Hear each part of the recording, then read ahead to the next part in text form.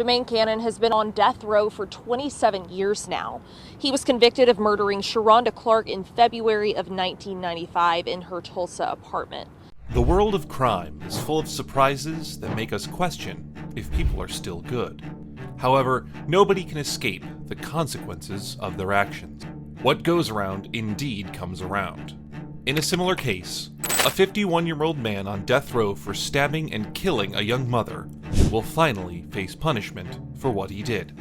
With his execution date approaching, the victim's family may finally find some peace and closure. Sharonda White Clark's family says they're relieved to finally get closure. The Tulsa County DA says Jemaine Cannon has exhausted all of his appeals and now must face the consequences of his actions. This is the story of Jemaine Cannon and how he ended up on death row. Jemaine was a broken child. According to him, he went through a nightmare. He had to endure physical, verbal, and emotional abuse that shattered him, and perhaps the humanity in him as well.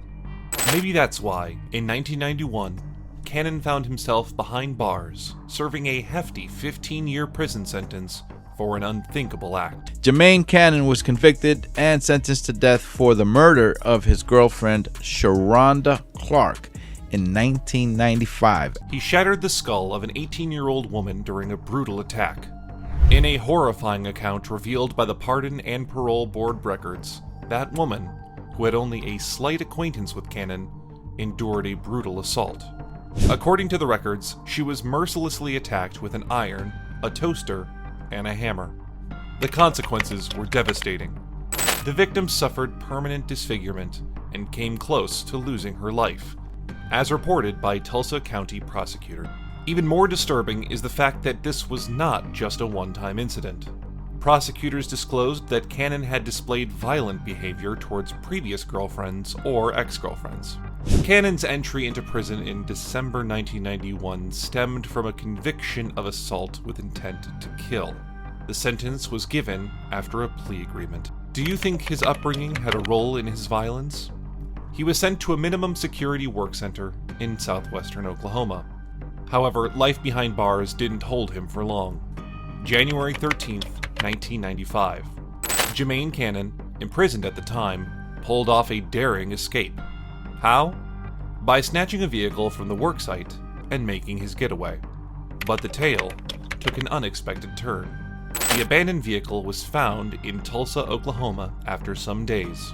What happened to Cannon? Where did he disappear to? After escaping from a work center in Walters, 23-year-old Cannon stayed with Sharonda White Clark. Sadly, Clark, a 20-year-old mother of two, died in a violent struggle on a Friday afternoon or evening. She was reported missing when she didn't pick up her children from daycare. Cannon and Clark knew each other for a long time, but whether they were dating or just friends wasn't clear. The exact nature of their relationship remained uncertain. 2 weeks after his escape, on February 5th, 1995, a shocking discovery rocked the city. The lifeless body of Sharonda Clark, Cannon's alleged girlfriend, was found in her own apartment. The investigators discovered she had tragically passed away 2 days before her discovery. Meanwhile, Cannon fled to Flint, Michigan, seeking refuge just 1 day after the devastating incident. Now, here's where things start getting disturbing. Cannon made a confession that sent chills down the spine. He revealed to his mother that Sharonda was no longer among the living. According to him, during a heated argument, she attacked him, leading to a fatal accident where she fell onto a knife.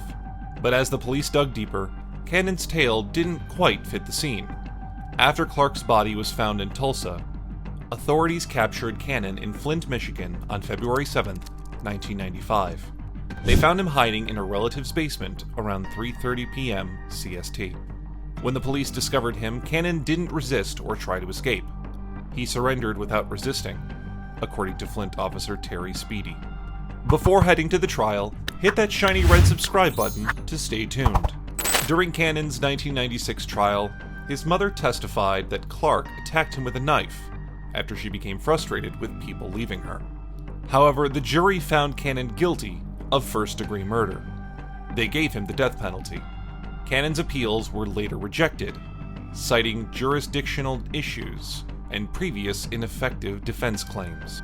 After the jury trial, Cannon was given a death sentence.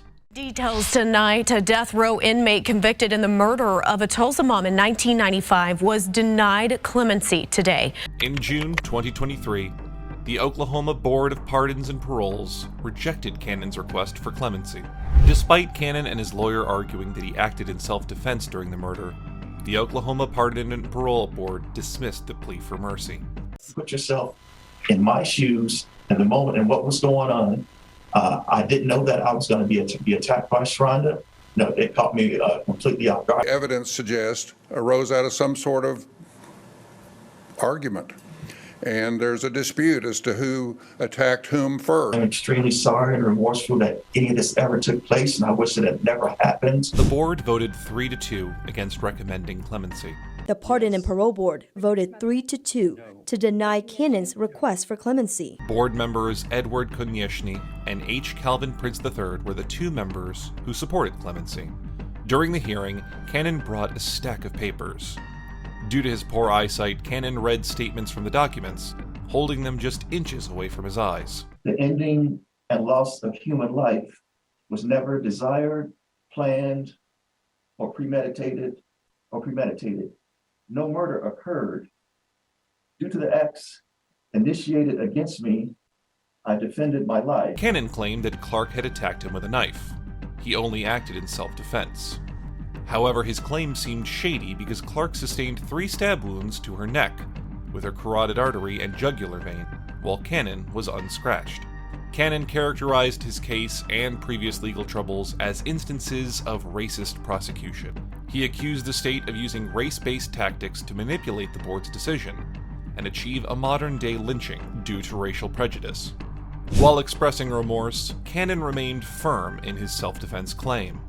He stated that the final outcome of the incident was not intended and should not be classified as murder.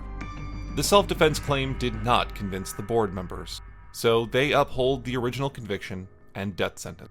Do you think their decision was right? Initially scheduled for execution on March 9th, 2023, Cannon's execution date was changed to July 20th, 2023, following a request from Oklahoma Attorney General Gentner Drummond. Drummond requested more time between executions due to staffing shortages and the time-consuming preparation involved. It has been 27 years since Jemaine has been on death row, and now he'll finally pay the price of his deeds. Do you agree with the board's decision? The execution is scheduled for July 20th, 2023. Let's hope the victim's family stays strong during this challenging time. That's a wrap for today. What are your thoughts on this case? Share them in the comments. See you in the next video.